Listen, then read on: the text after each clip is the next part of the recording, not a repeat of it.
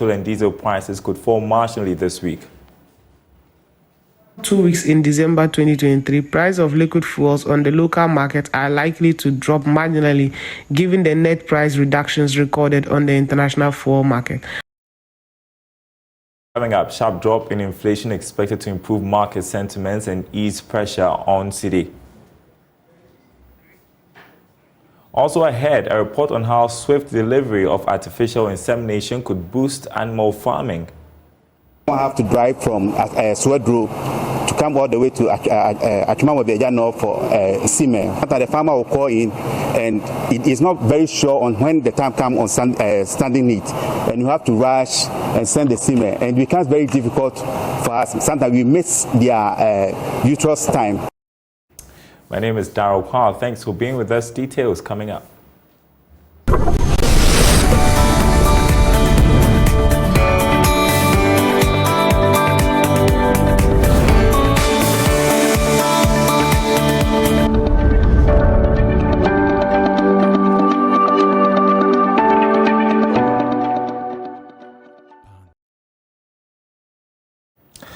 Well, first up, prices of petrol and diesel could fall marginally this week as a result of a decline in prices of finished petroleum products on the world market. That's according to the Institute for Energy Security. However, the price of liquefied petroleum gas, LPG, could go up following an increase in the product price coupled with a depreciated cedi. Here's Adams Yakubu, who is research analyst at the IES. The wake of the price falls recorded for the liquid fuels on the international market, it is expected that prices of the two commodities fall on the domestic fuel market. In the final 2 weeks in December 2023, price of liquid fuels on the local market are likely to drop marginally given the net price reductions recorded on the international fuel market. However, LPG could see its price go up following an increased product price coupled with a depreciating local currency. Now, a sharp drop in inflation in the month of November is expected to improve market sentiments and ease the pressure on the cedi in the near term. That's the view of most currency analysts. This coming after the local currency remained stable against the dollar in the retail market last week.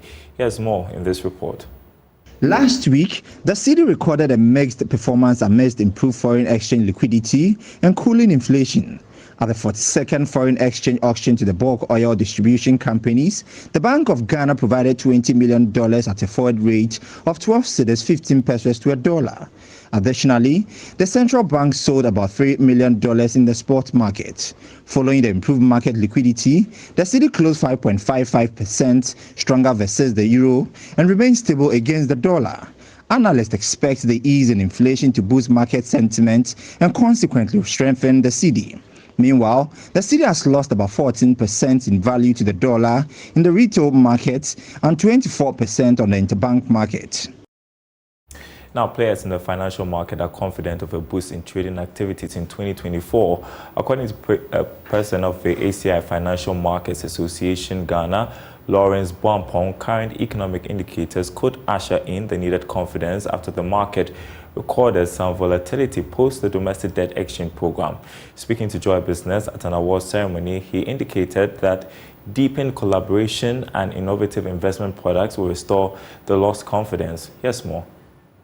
ACI Financial Markets Association Ghana is a body of financial markets professionals with the mandate of educating market participants and deepening collaboration with relevant stakeholders to ensure a robust market. Despite the volatility suffered on the market in recent times, mainly due to the effects of external and internal economic shocks, practitioners are upbeat about the positive outlook for the coming year. Lawrence Osilaja Boampong is the president of ACI Financial Markets Association and has been speaking to Joy Business at the association's end-of-year awards and fundraiser. Generally, we all know what has happened on the market, and we know how this has affected the investment landscape and trading activities generally and investor confidence. So yes, we want to deepen the market next year, and because we believe that there is an opportunity for growth, we think that all is not lost, and we think that as ACI members, as key stakeholders in driving the financial market, we can really play an active role in this space. He further called for innovative products and deepen collaborations with stakeholders to drive inclusion. We obviously would want to see a lot more diversification next year. We would want to see a lot of innovation. We would want to see institutions come up with newer products, and deepening our markets. And I think that this is where ACI will play a leading role in enhancing some sort of training that will help achieve all of these. Some of the award winners echoed optimism ahead of the coming year. In terms of what is going to happen, maybe 2024 and post-2024, I see light at the end of the tunnel. I can see that we are actually turning the corner. Inflation has dropped to levels that in the past 19 months has not been there before.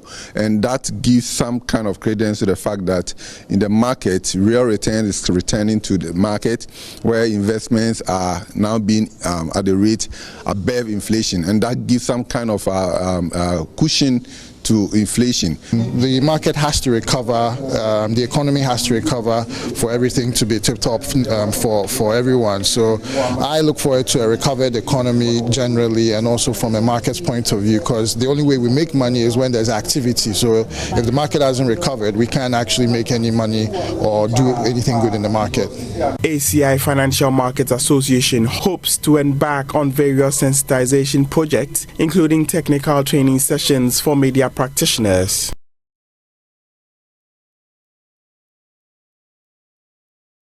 In other news, artificial insemination in animal cultivation is a modern phenomenon gaining grounds in efforts to improve health and increase production.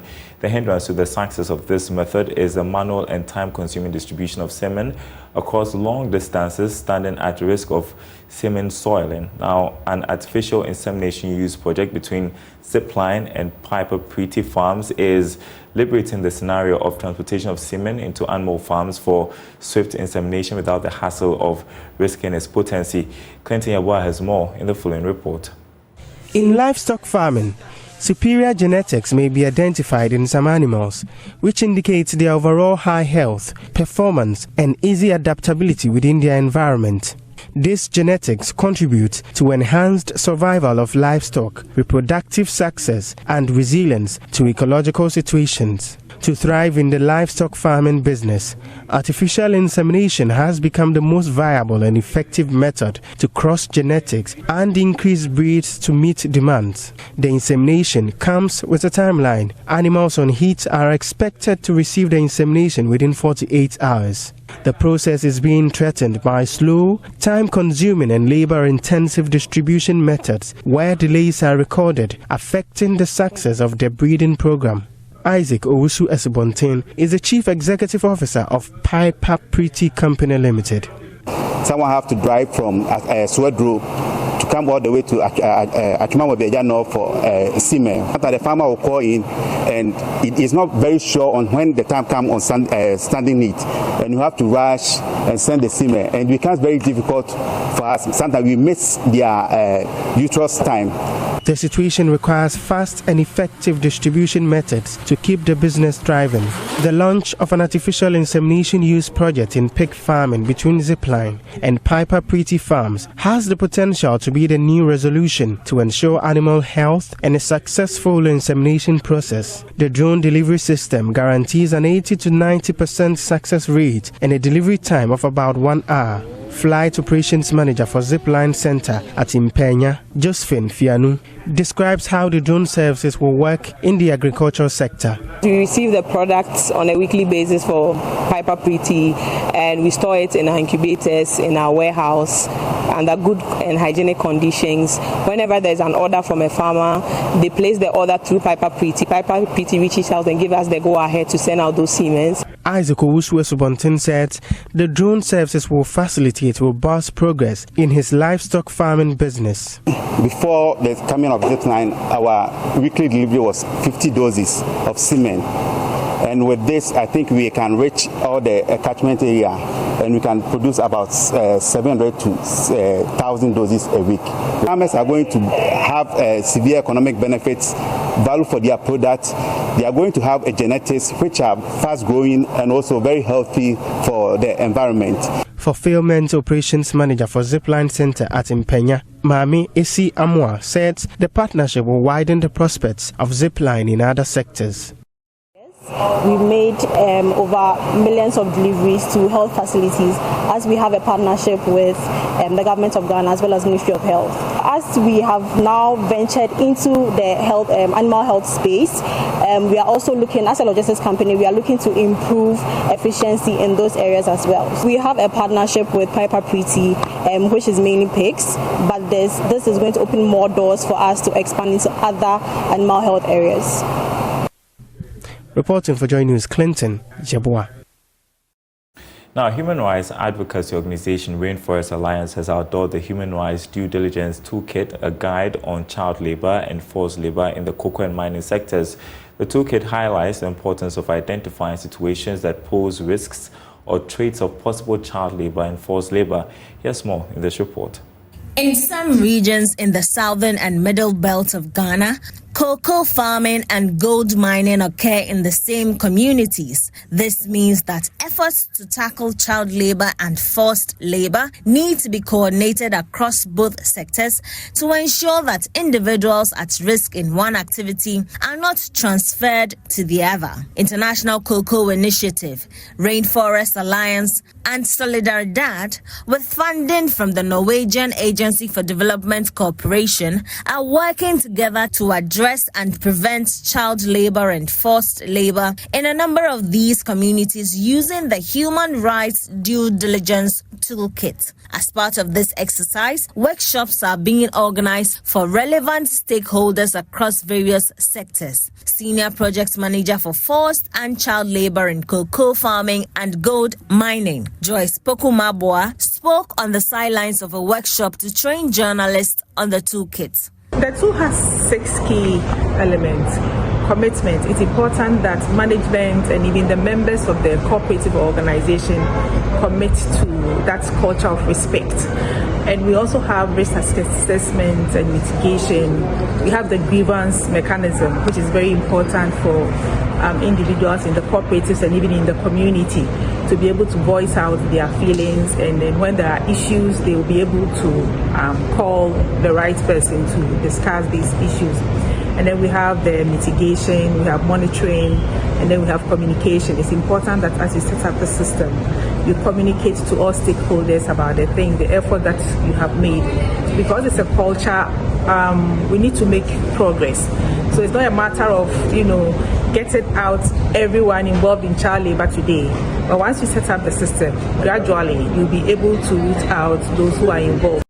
A research University of Science and Technology, Dr. Albert Ahing, indicated that the Human Rights Due Diligence Toolkit is part of awareness creation to prevent forced and child labor to enable Ghana to continue to meet international standards.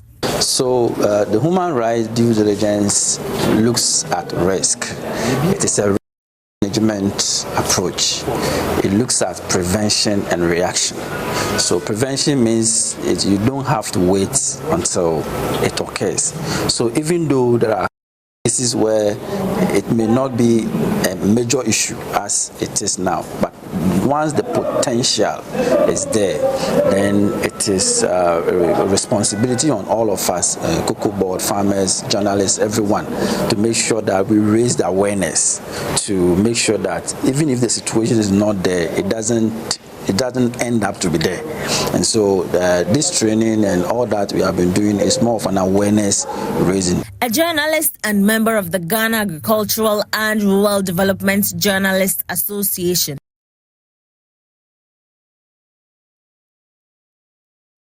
Quiet. Frankly speaking, this has been one of the fantastic training that I have personally attended. I have really got some insight into the cocoa sector. Looking at the toolkit that we were taking through, fantastic. There are so many topics that we treated that even though I may be having a look at it, I may not pay special attention to it. But the training, the 5-day training, has given me more insight into why I should attach much importance to something like a monetary team, something like trying to find out remediation team to help, convey the message to the outside world. Rainforest Alliance and its partners organized a workshop to train members of the Ghana Agricultural and Rural Development Journalists Association. You're watching The Marketplace. We're taking a short break. We will be right back.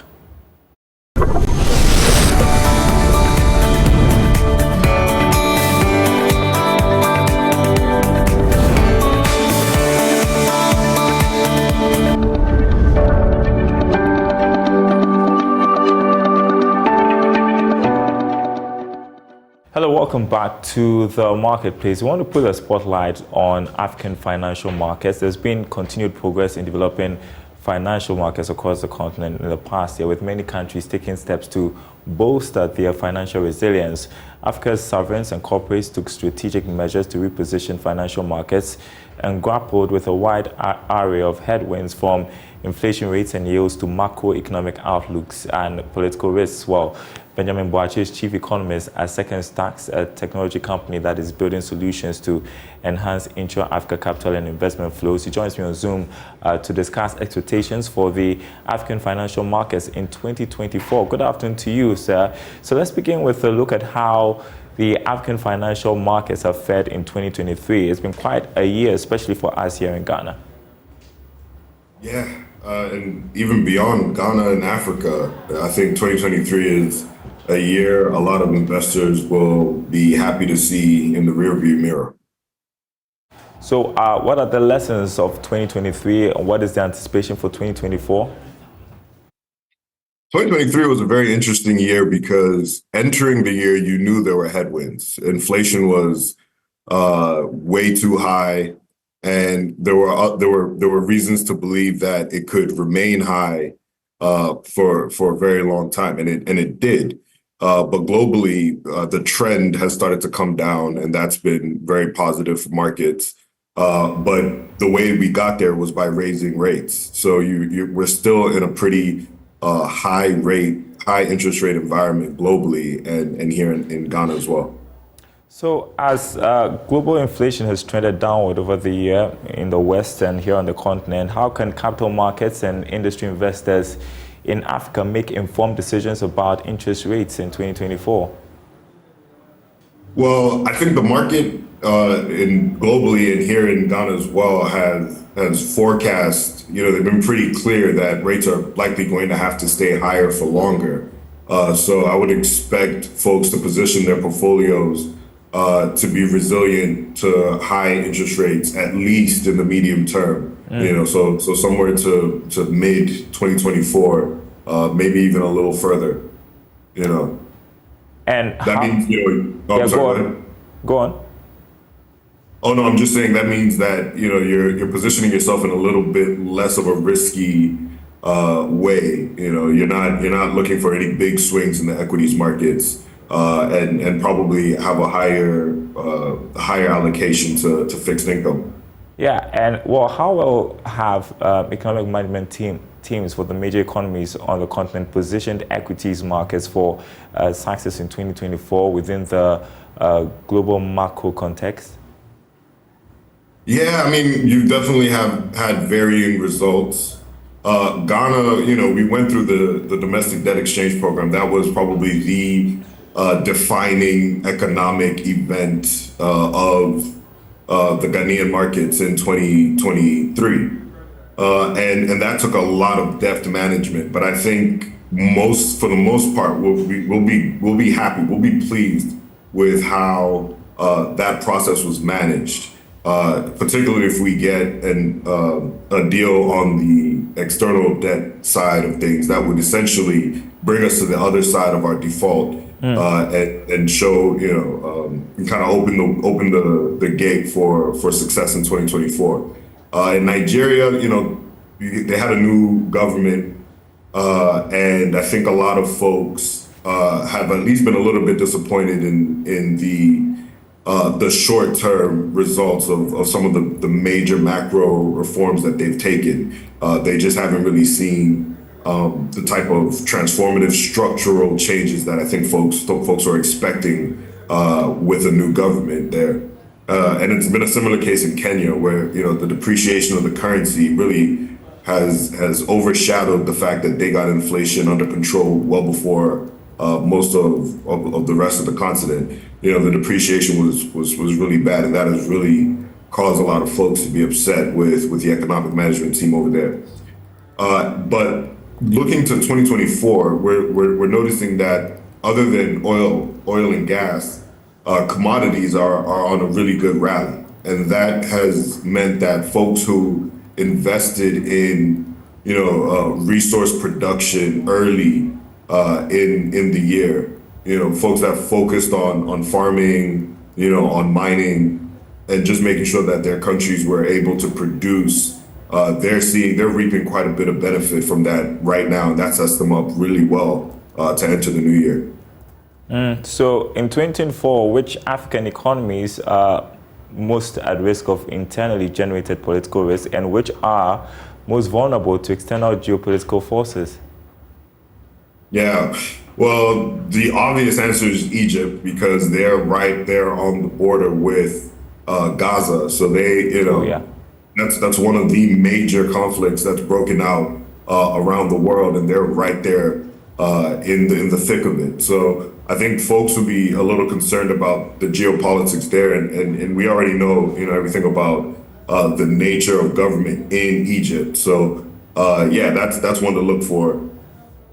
Sudan, obviously, all these other countries, that Niger, that have had these coups over the past several months, it complicates everything. When someone takes over a country who hasn't been vetted, really doesn't have any claim to, be a deft economic manager, So the countries like that, I think, and the countries that border them, right? These are countries that you probably want to be keeping on your radar for geopolitical risks. All right, thank you so much. Chief Economist with Second Stacks, Benjamin Boache. I appreciate your time with us. Thanks for having me. Now, flag bearer of the National Democratic Congress, John Mahama, has expressed disappointment in government's failure to implement plans to transform the Jomoro constituency into a petrochemical hub.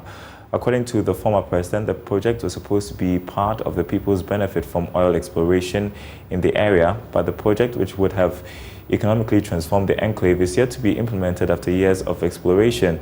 Anaya Ojima is embedded with the NDC team touring the Western region and filed this report.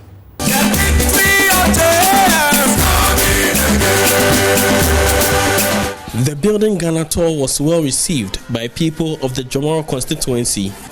According to Mr. Mahama, the previous NDC government left behind a blueprint for a petrochemical hub to be built for the people of Jomoro. The former president, hoping to stage a comeback to office, says the project will be prioritized if he is successful. And started say year 2 frango Western region na shisha ye edito hone say elembele hobe gas enclave year 2 gas ho. It was in our time that the oil exploration started. In our plans, Elembele was to be a gas enclave and Jomoro would be converted into a petrochemical hub. We couldn't implement it because we were voted out. We expected our brothers to implement the plan after taking over. I was expecting to see a refinery and fertilizer production here.